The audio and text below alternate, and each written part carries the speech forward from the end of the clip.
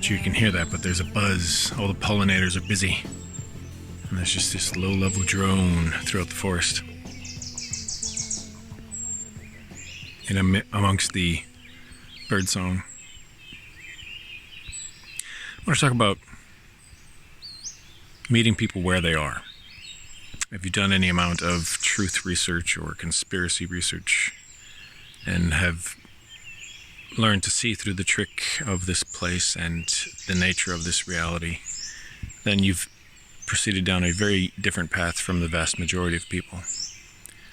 And so to discuss these things, and when they come up, you can't just jump to the end of the story where you are when they haven't even begun that journey, right? So you can't, at the same time, if you're talking to people who have, like you, done the research and gone through the process of unraveling what this reality is and the trick and the traps and all of that, then you're preaching to the converted, right? So there's no real benefit to doing that necessarily, except to perhaps gain a better understanding or comprehension of that which you've looked into. But if it's your friends or family or people you care about that you're wanting to wake up or inform about something that's critical to their lives, perhaps to their well-being and their safety, or protecting their wealth, whatever it might be, you have to know where they are at, where their understanding is at, because they simply won't be able to reach through cognitive dissonance. They won't be able to reach as far as you've gone over 10, 20, 30 or more years, right? If their head is down and they're just going through the routine, living their lives and doing the best that they can with what they have, to suddenly try and jar them out of that and think that it's going to be a positive net benefit, then I don't think that's how it works. At least, I mean, think back to your own early days in this process and things that surprised and shocked perhaps when you were opening your eyes and learning to see through the tricks and the distortions and the dissonance that is so persistent in our world, in this reality, in this realm.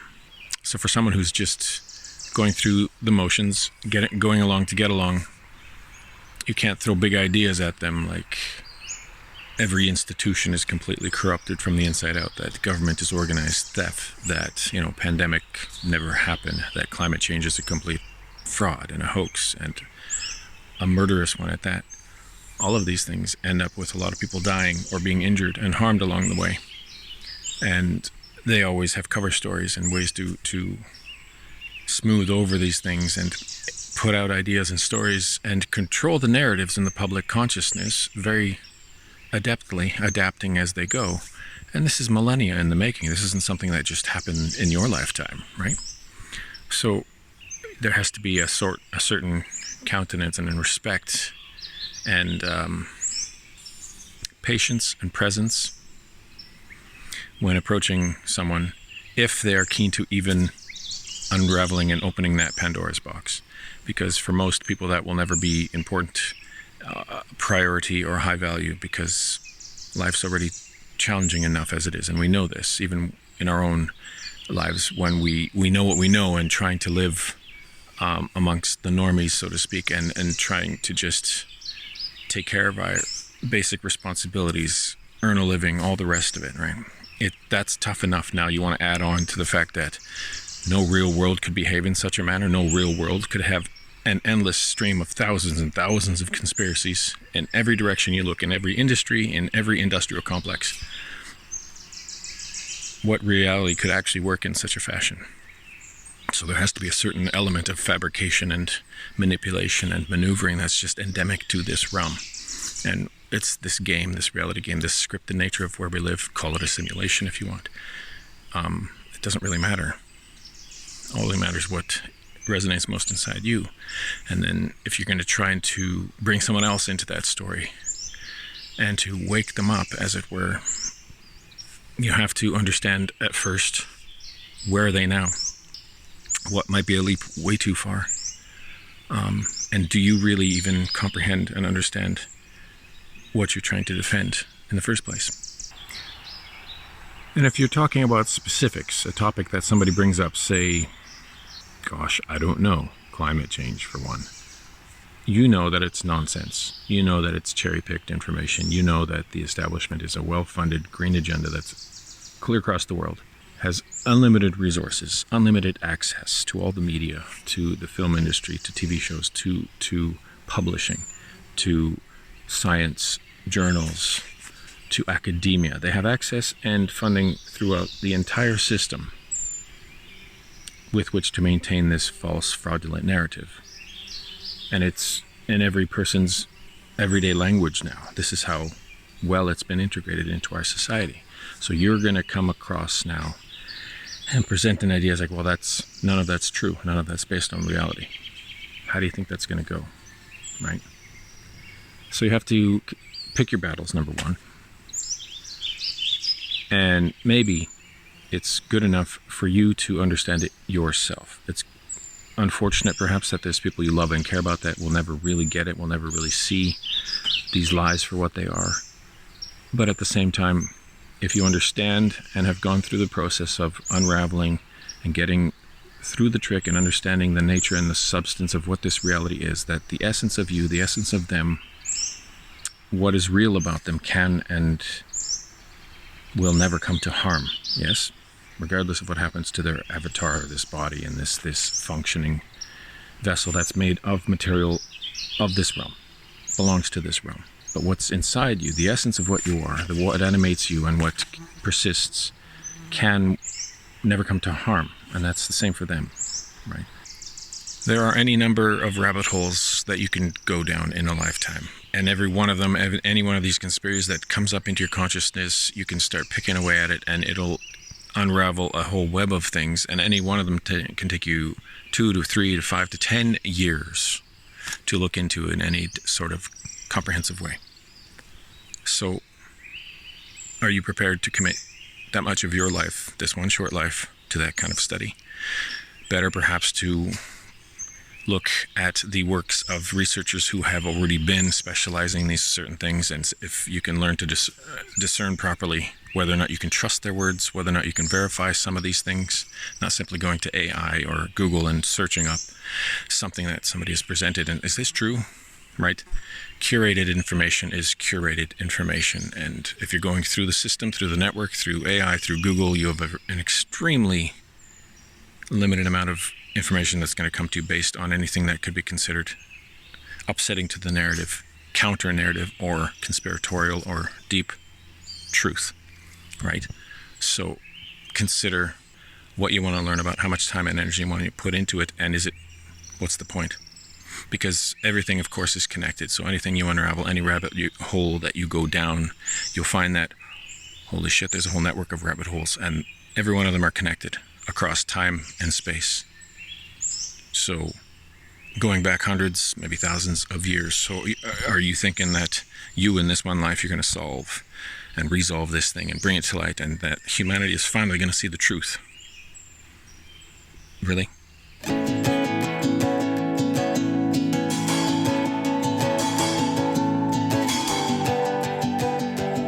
For me, all I have done in this life, based on what I'm presenting here today, I've been writing blogs and posts and articles for over 20 years. I've deleted a lot of them because, of course, who I am has changed. What I understand, my perception of reality has changed over the decades.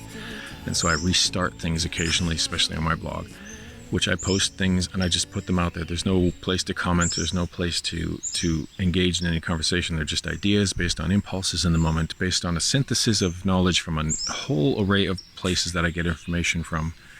And that changes a little throughout the years too, right? As our understanding and our learning of these things progresses and evolves, we find better sources of information, become better discerning. We become better discerning, right? So we might push certain things away because, well, that's nonsense. What is he talking about? And you just unfollow, unsubscribe, whatever. But then you come around a year or two later and they're still doing their thing. And they've also, of course, progressed down that road.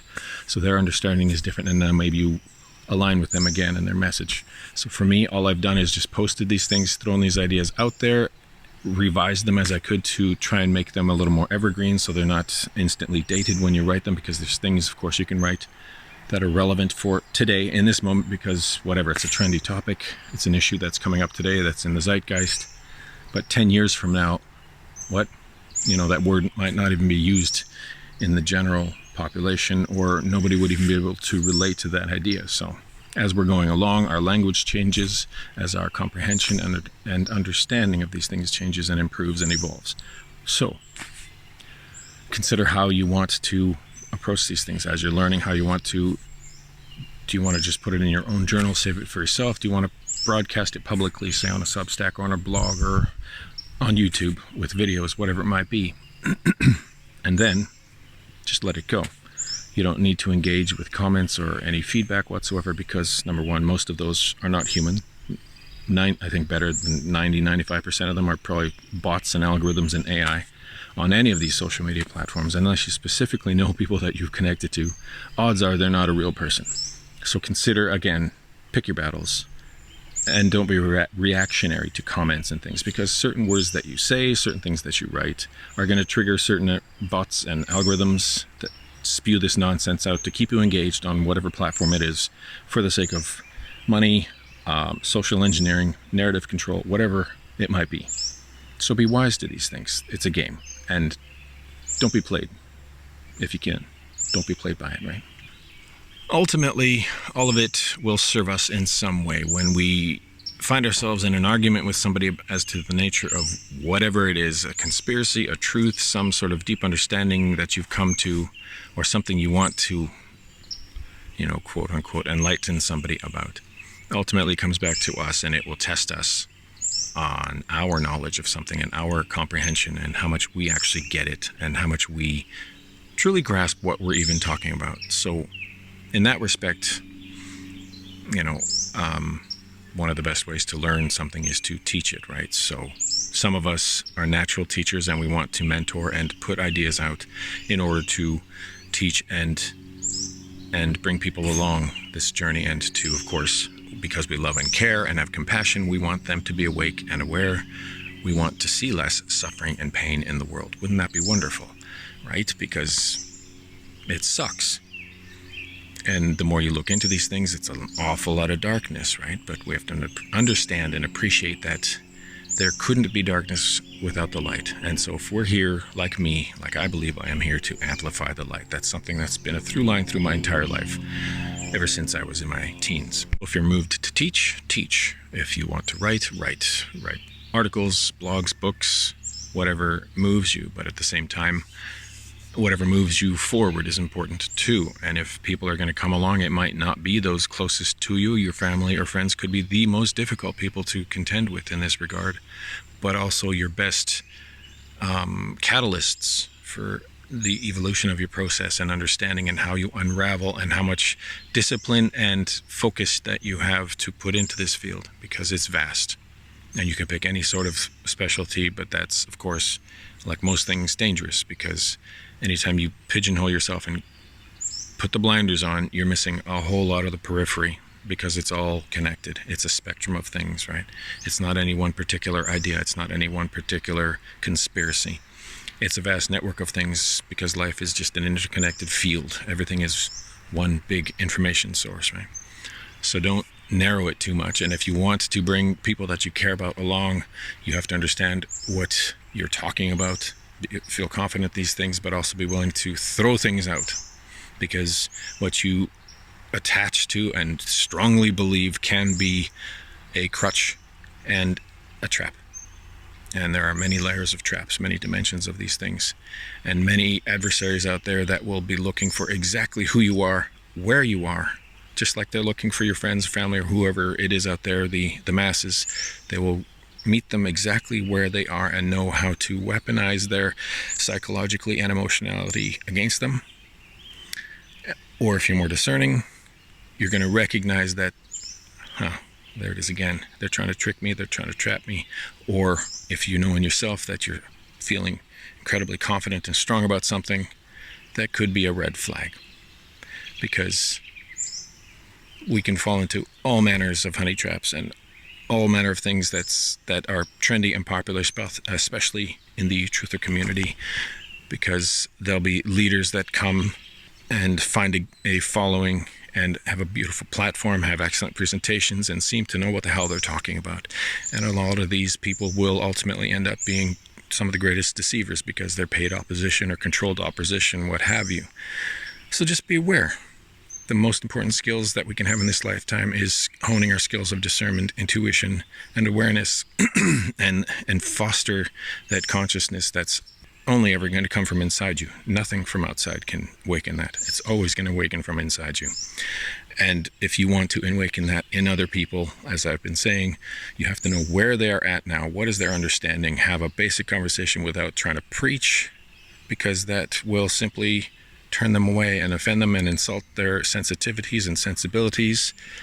And they'll just slam shut the big metal doors. Right? So what are your aims? Why are you trying to preach? Why are you needing to preach? Why does your ego need satisfaction all of a sudden? What are you getting at? What's the point of your whole noise-making moment here? Patience, presence, persistence. But ultimately, it only ever really matters to you. I mean, it's an individual journey, and people will come in and go back out of your life who can teach you and catalyze changes in you and awaken other parts or shine light on the parts, your blind spots, right? They'll trigger your shadow things that you haven't dealt with yet or unraveled and looked into. Every one of us have our own traumas and issues and things that we've been carrying for our entire lives. So anybody that you want to talk to and to enlighten about things, again, same idea. They're going to have the same issues, same filters, same perception blockages and constraints, and their whole reality is going to have a different container than yours, than you do. Their whole reality is going to have a different kind of container than you have. So to be able to reach into that, to shine light into that, you're going to have to understand what it's made of. There are all sorts of stories and ways to reach into someone's heart and mind. However, we all generally have to find these truths out for ourselves. We have to come to it in our own time, in our own way, through our own means, whether it's through someone you know and care about, whether it's through a film or a book, whether it's through something that just kind of finally clicks. You can be there ready to assist someone, give them a little information, show them some resources, some books, some ideas, some speakers, authors, whatever it might be, where they could go down that particular avenue of research and study, but ultimately they'll have to do it for themselves. That's the only way we really retain anything. Just like our whole lives, we've been repeated certain messages, certain ideas about what reality is or isn't. That particular paradigm isn't going to suddenly burst.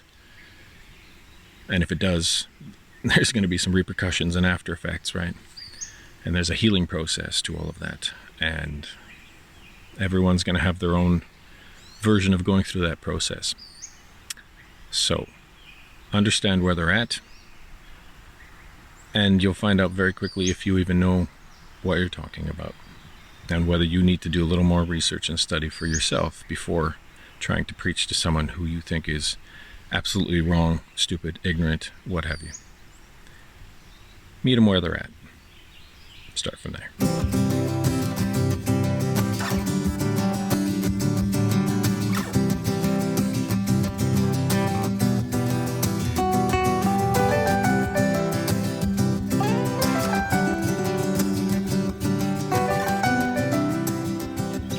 I was talking about how when I write and share things and put them out there, it's,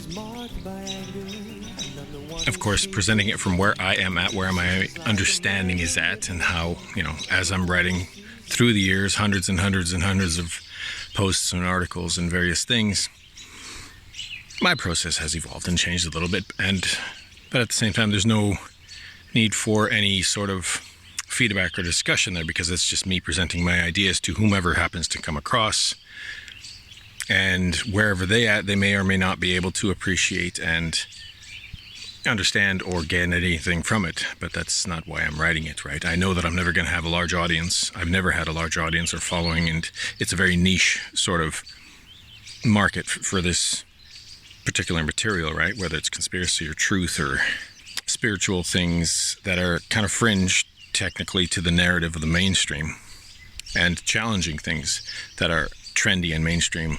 I mean, there's no end to it, right? Because I don't have access and resources and such to those networks and those stations and those outlets. So those who have that access are perpetually putting out nonsense and fiction and narrative manipulation and social engineering things, and that's what I write to expose and to shed light on. And of course, very few are ever going to find that, and the very few that follow on social media or who I follow, I mean, it's a very, very small market, right? So I've never done this as part of a living, obviously. The whole point of it is to express those ideas and to process these fields of information and ideas, and to synthesize these concepts from many different sources to try and make sense of this reality and what we're doing here, you know, why I'm here, what's the purpose, what's my why kind of thing, right? And it's always been an impulse since I was quite young to just share these ideas and to challenge established narratives and to challenge people's complacency and to awaken them to greater truths and the underlying themes of the nature of this realm in order to liberate themselves perhaps from the chains of this disruptive, parasitic, predatory thing that I keep talking about. So again, however you choose to do that for yourself, whether it's just for you, whether you put it up publicly, do what works for you. But if you're doing it in person, as I was saying, if you're trying to convince someone, you probably won't convince them, right? You have to meet them where they are at, try and understand where they are at, given your own experience, your own life's history, your own story, everything that you've gone through in your process of discovery and understanding, learning, relearning, unlearning, whatever you want to call it. Don't presume that they're going to be able to grasp anything that you're offering. So offer it and let it go. Meet them where they're at. No attachments either way. Not here to save anyone. Nothing and no one needs to be saved. Like I was saying earlier, none of us, not what's real about us, can ever come to any real harm, right?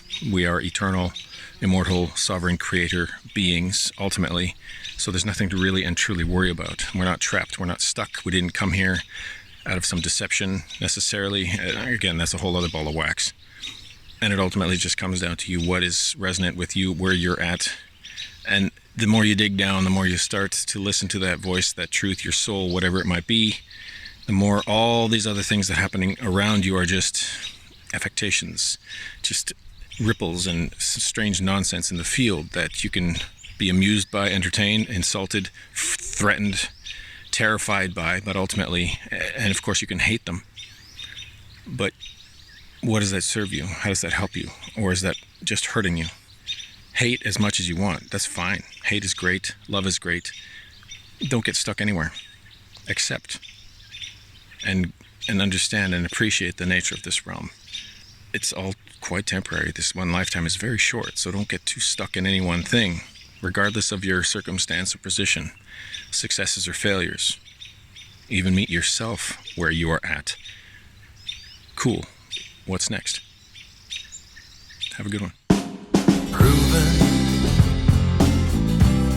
that the pattern changes, that emotion moves you, that the deepest pain is revealed. So listen